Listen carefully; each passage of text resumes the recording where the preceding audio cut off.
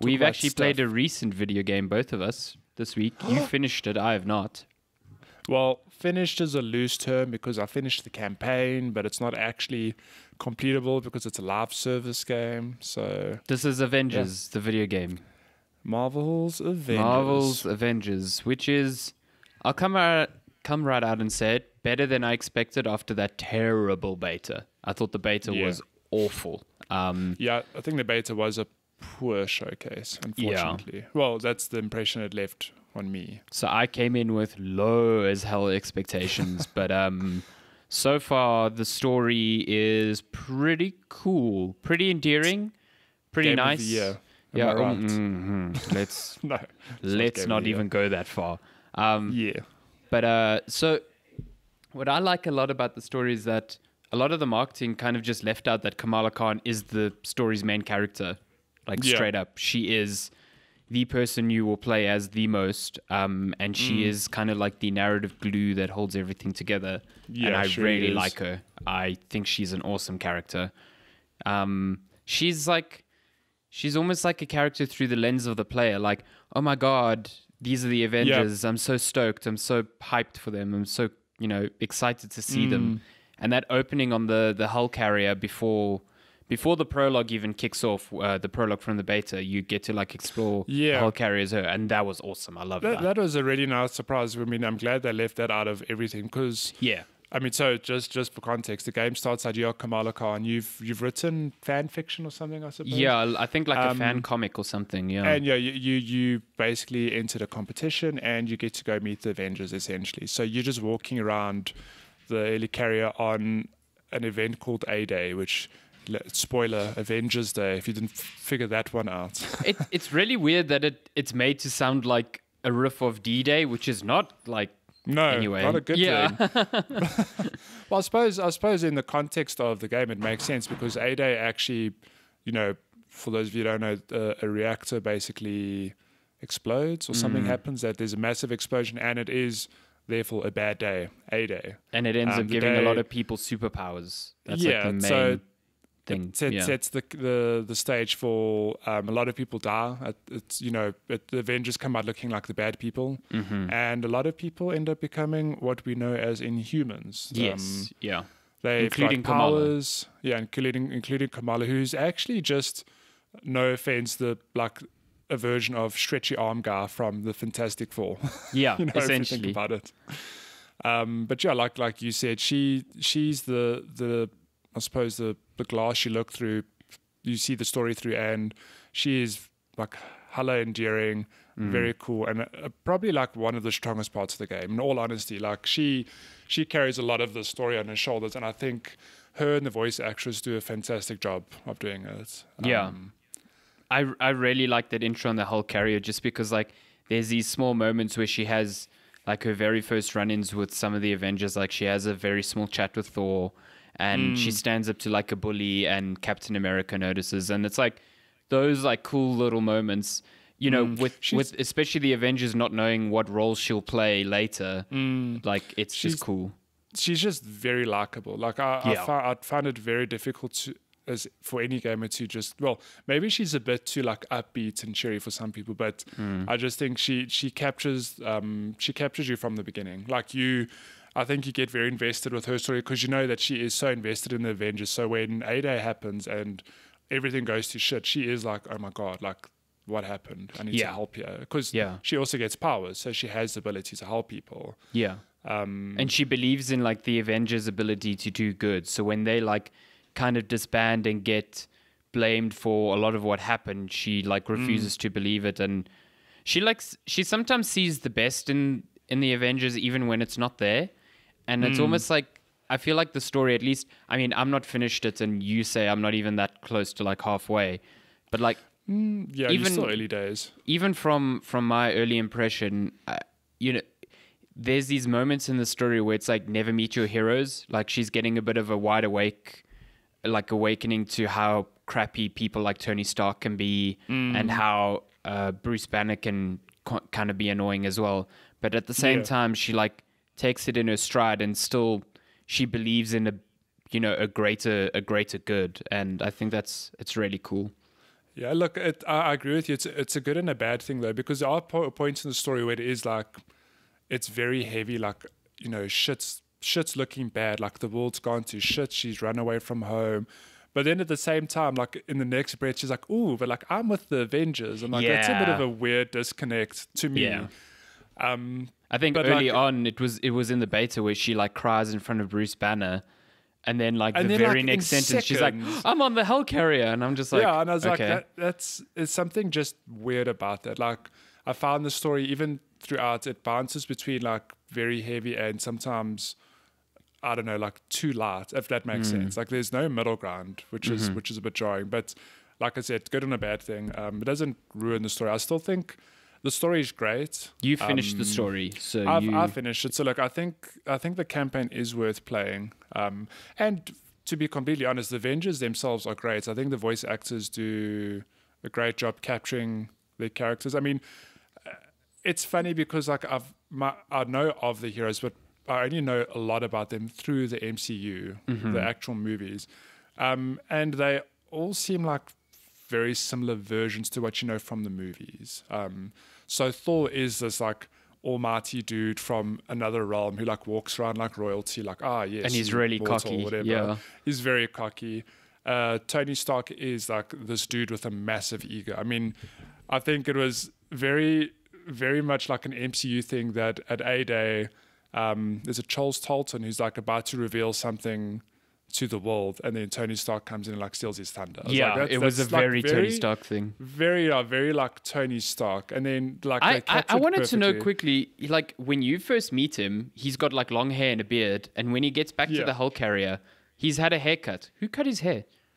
He cut his own hair. He did a really good job. Jarvis cut his hair. Luna, what are you doing? It was like the main thing. I was like, oh, he's got short hair now. I was like, wait, how did that happen? Who did Kamala cut his hair? Like, well. So speaking of the characters quickly though, do you know who all the actors are? I know Bruce Banner is Troy Baker. And Troy Baker. Tony Stark's Nolan North, isn't it?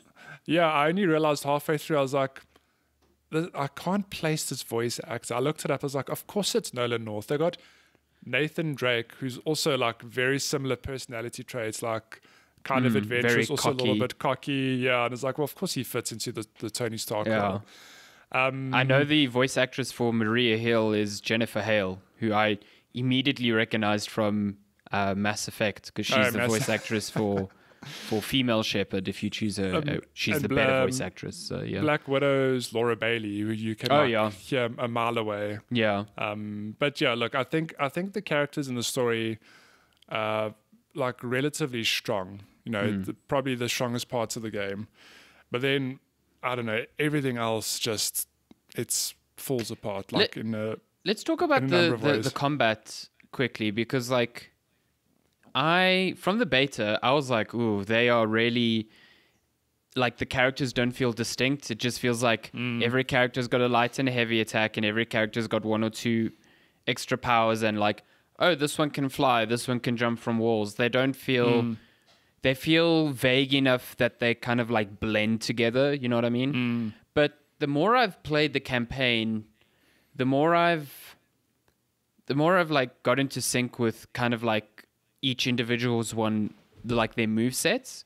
And I still think there's an issue with like, you can pull off some cool combos with some of the characters, like straight up, but the game never throws any challenges at you that encourage that. So a lot of the time I'm just mashing buttons anyway, because that's what I can do to win. I think most of the fun from the combat comes from you. Like, you don't have to do it. You could just push square forever. But you could have more fun if you figure out some of the combos. So, you know, like if you push square, triangle, you know, you'll get a different combo. Or there are ways to like sweep enemies off their legs to like air juggle them. But I mean, a lot of that, so like you're still pretty early in the game. A lot of that comes from, as you play the game, you get skill points and you put those into skill trees, which are basically... I didn't realize there were 9 skill trees. I thought there was only 3. There are a lot, yeah. I had the same thing. I was like, holy shit. I think it was Darren who actually said, man, there's so many skill trees. I'm like, there's only 3. And I feel like he's like, no, you need to press R1 on the menu. And I was like, oh my God, what the hell? Speaking of menus, convoluted as hell. And very slow. They're so laggy. Those menus suck. What? We'll get to that. I hate opening the menu in the gear, and everything just feels like it's like running at like 10 FPS. It's horrible. Yeah. Anyway, but yeah. So in terms of combat, I agree. When it starts out, it does look. The characters do have. I agree with you. Like they have their own pros and cons, but at the end of the day, they feel very samey. For the most part. But when you start unlocking the combos, and the more you play the characters, you start to get the little nuances. Okay. It's like Tony Stark, who I thought when I first played him on that opening sequence where you like just shoot everything, like I don't like this. Yeah, I really didn't like him at the prologue. Yeah. But when you force to play with him later in the story, and you start realizing like, I can do a combo, then like hold triangle to auto aim a ranged attack from afar, or to just finish off this combo. Then I really enjoy it. I actually enjoy playing as him. I feel like his flight feels odd. It just doesn't feel. The flying great. in that game is I even like as it. Thor is, it's just. You know what it is? It's the fact that you push the thumbstick into fly, and that you'd think that pushing like circle or X or something would stop you, but it doesn't. You have to push the thumbstick again to stop. But also like most of the times I've played with the flying, like the arenas you're fighting in are so small that it's like, why would I even fly in here? Like, aside from the prologue where you fly from like one end of like the city to like the bridge, that's like a big. It almost feels like an on-rails flying section, but I haven't found anything or anywhere else where I'm like, yeah, I'm going to fly here. Because it's like, why would I do that? Yeah. The enemy variety, I think, sucks. Like, it's really bad.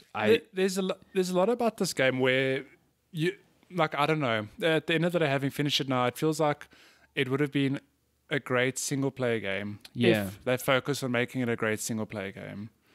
However, they've made it a live service game, which, like, it doesn't work for the game now, but I can kind of understand, or kind of get the reasoning behind it. Because this, to me, the way I see it, it's like it's the first game in like an MCU. Like they've really just laid the canvas for more characters, more games, not more games, more stories and stuff, which is quite cool. Like playing through the story, there are moments I was like, holy shit, it's like I'm watching an MCU movie, except I'm actually playing as a hero. And when it comes together, it really does come together. But it's at the same time, it's held back by this like live service aspect with the gear and stuff, which is just sucks. I don't know. I'd love to have been in those early pitch meetings, or those early concept discussions where they were busy talking about like, okay, we've got the rights or the property, like what are we going to do with this game?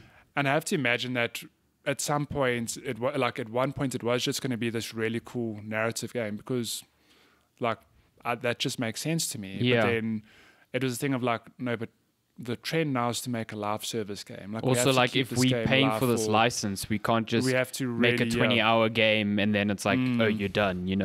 I'm sure like Square Enix is like, we've paid a lot for this license, or Marvel is paying us a lot to make this game, and they expect a certain sustained return or whatever. I don't know. But I agree with you. It feels at odds with what like Crystal Dynamics clearly wanted to do, which was the story-driven game.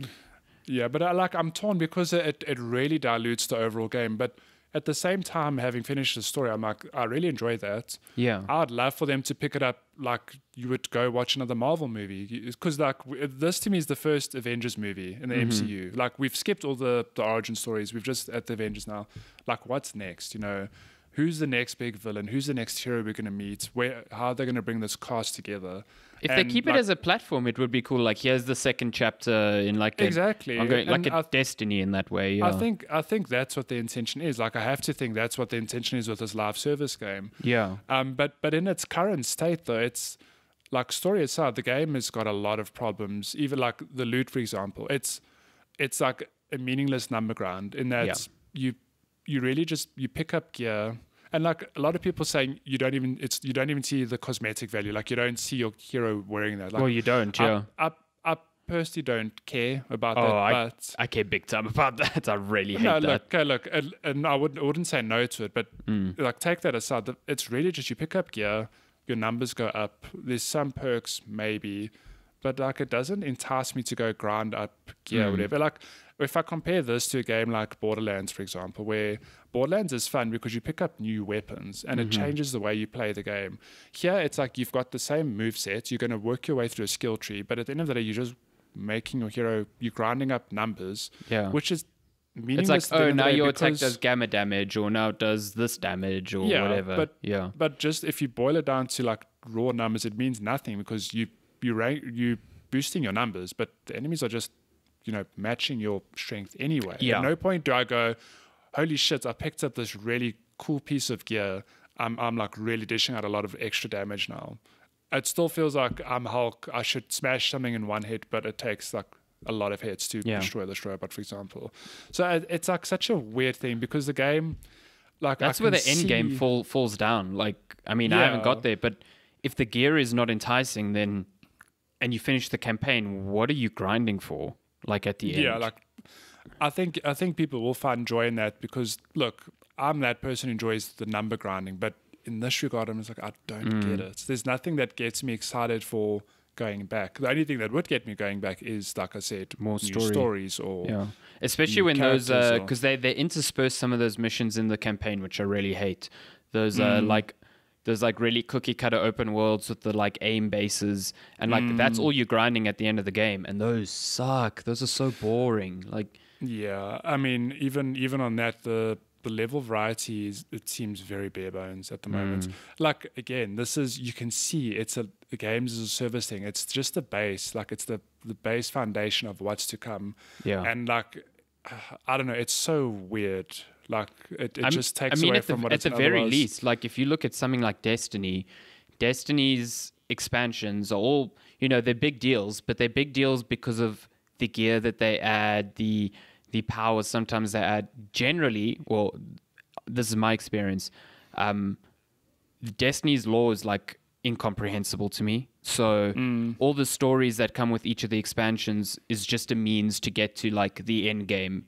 And I just like fly through it because the story means nothing to me. So I feel like the Avengers has done the opposite thing, where it's like it's made this compelling campaign, but everything else after that is like just bare bones and not worth it. Yeah. Except outside of the campaign, you mentioned earlier the menus. Oh my god, those so menus! Bad. Like, okay, we can just pivot onto this quickly. The bugs and the shit in this game that really, really hold it down. The menus, like, if you're about to launch a mission, you're playing on base PS4, right? Base PS4. Okay, so you haven't even got to the point where you can choose your different heroes. Okay. Yeah. If you go to you're about to launch a mission, you choose a hero. I'm not even joking. If you click on one, it takes like at least 10 to 15 seconds to load that hero, and you can't change to any of the other ones. Yep. If you pick up lore, like when I started this game, I was reading the lore, listening to the logs. I gave up cool, on that, very interesting. I honest to God gave up because it was just, even the menu itself is such a chore to navigate. It's like that it'd be fine on PC because it's the little mouse cursor. It's not intuitive on PS4. Oh, I mean, it's the same method they use for Destiny, but Destiny's menus feel like night and day snappier. And I don't even like Destiny's menus. I think they're also like a bit slow and whatever. But compared to this, it's the menu system here is so bad. Like here's an example. If you imagine like rows of like lore, let's say, if you on a one, say the bottom left that doesn't line up with something on the top, you can't push up. You have to like move over. Oh, that's annoying. It should you should be able to use your D-pad to just snap it. Just snap up to the top, right? There's just little things like that. I mean, I don't know. Like it feels this game was delayed, right? It was meant to come out in May, I think. Yeah. I don't know what state it was in then. Holy shit. Because if it was delayed to fix bugs, like they still have a lot of work ahead of them. I mean, have you fallen off the map at all? Yep. Where it's like an insta-death? Yep. Okay, how long does it take for your PlayStation to load to do that again? Yeah, that's the one thing. When you die, it takes forever to load again. It like, takes what forever the hell? to load in. Like, I thought, okay, the initial load into the map's going to be intense because a lot of games, like, load in a lot of assets and then switch between them. You know, like Last of Us. The Last of Us, when you first load into that game, it's like really long because it's loading everything. But when you die, you're back pretty quickly, type of thing. This one takes It's like it feels like Bloodborne long. when it was unpatched. It just takes forever to get back into a game. So long. I mean, and it's it's very easy. There are sequences we have to platform along, and it's not that they're hard, but there are times when you might misjump or miss like it's very easy, and you fall, and especially because that camera is super unwieldy. I'm not a fan of the camera at all.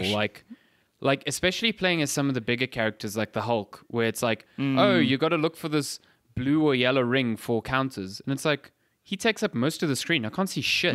Like, how am I meant to see that? I mean, and then like in terms of bugs, I had a map. I don't know if you've had any bugs yourself, but I had one instance where I fought like a big boss, and this makes me think of old PC gaming. Have you ever had it where like the sound gets stuck and it loops? It's like, I've had that before, but not in Avengers yet. Okay, it happened to me, and I was like, oh, for goodness sake. But I'm like, about to beat this boss. It's fine. I've got subtitles. I'll beat the boss, and hopefully it'll just fix it when it loads the next area. It didn't. I beat the boss. It started saying dialogue, and it froze. I was like, oh, let me reboot my game. I should save just before the boss fight. It did not save before the boss fight. I had to repeat that whole level. I was like, that left such a sour taste in my mouth. I was like, oh, that'd be where I turn off the console for that. Just like, fuck this, I'm out. I was so upset. But I mean, I've had the game crash on me twice. Okay, I haven't had that. It also makes my PS4 Pro sound like it is taking off. I don't think I've had any other game that makes my PlayStation sound this is bad. The way this game. The Last of Us 2 made the PS4 loud, but this is horrendous. My PlayStation is a straight up jet engine about to go into orbit. And it's... I've seen people in San Francisco, colleagues of mine, saying that it's actually forced the PlayStation off because of overheating, because it's hot there now. It's still like summer. And so it's just bad. Like a lot of people going, I didn't even know the PlayStation had this. Like it's just straight up cooking that poor thing. And on top of that, like at least on the Pro, the performance is not fantastic. Like it's still dropping frames every now and then. It's not great. If I switch to the performance mode, the performance mode is like, cool, now you're at 40 frames per second, which is shit because it's like it's juddery. And so the game looks... I think it looks better than it did in the beta, because when I played it in the beta, I was like, this looks kind of like bland, and it's got a lot of effects going on, and I think they just maybe push it a bit too far. It also just, with all those effects, I can't tell what's happening in combat. Like, I legitimately cannot tell when I need a counter. Like, it's impossible. Yeah, there's a lot going on. So it's weird, because if I think back to our earliest conversations about this game, like one of our biggest concerns was like, how do you make an Avengers game that's coherent, that makes it feel good to play each character? And to be honest, I think they nailed that. Like I do think each, like we've said, you know, there's a bit of overlap between them. They're a bit samey, but at the end of the day, they are still distinct. And I think playing through the story with them, it's really good. Like I enjoyed it. Yeah. But shit, like my final verdict, there's a lot holding this game back. And it's weird because it's like a games as a service thing, and it will get better. I have to hope it'll get better. And hopefully. And I do think like the foundation's there. Like I do see it getting better, but in its current form, it's I don't know. Like I think the campaign really saves it, because without that campaign, this would be a really like confusing use of the Marvel license to me. But I think the campaign is surprisingly, I mean, I'm still playing through it, but it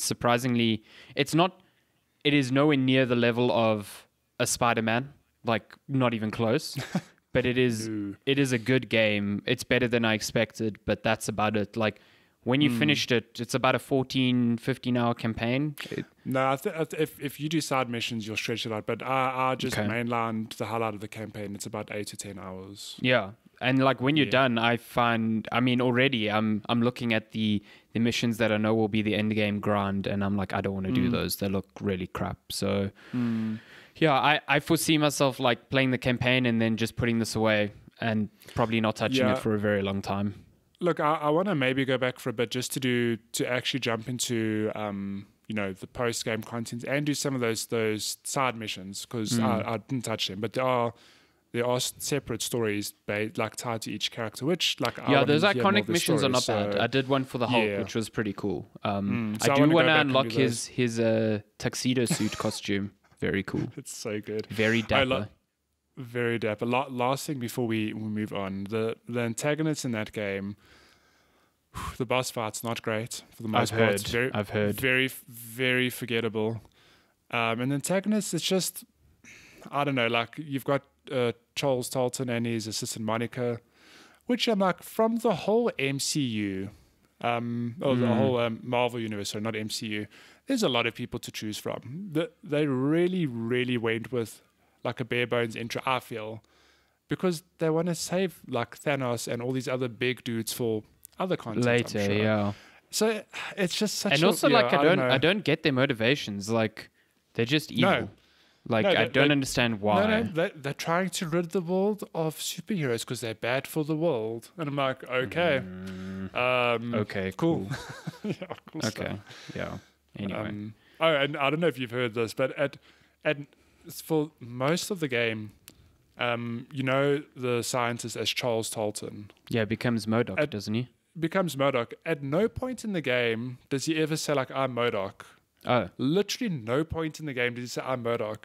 But at one point in the story, everyone just knows him as MODOK.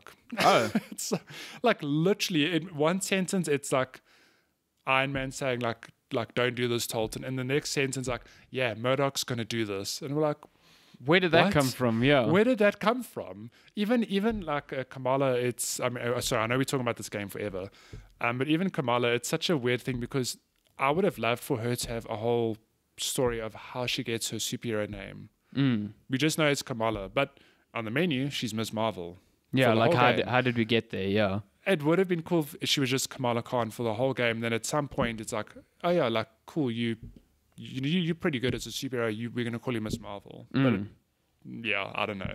It just little things like that. I think just really like a lot of things like that. They kind of just expect you to know this stuff, like and you know it. Yeah, like you said, like if this is like the video game version of the MCU, it's kind of crappy because the MCU films do a lot of legwork, kind of like establishing everyone. And, you know, I mean, before the MCU really kicked off, the normal person wouldn't know. I mean, they would recognize someone like Iron Man, maybe, or the Hulk, but they wouldn't know who like a Black Widow was or Guardians of the Galaxy, fucking God forbid.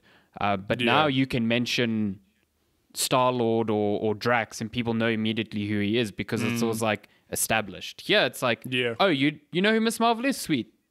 Like, it's cool. Oh, you know MODOK? He's that, and even MODOK is such an obscure villain from Marvel. I don't know. Yeah, it's weird.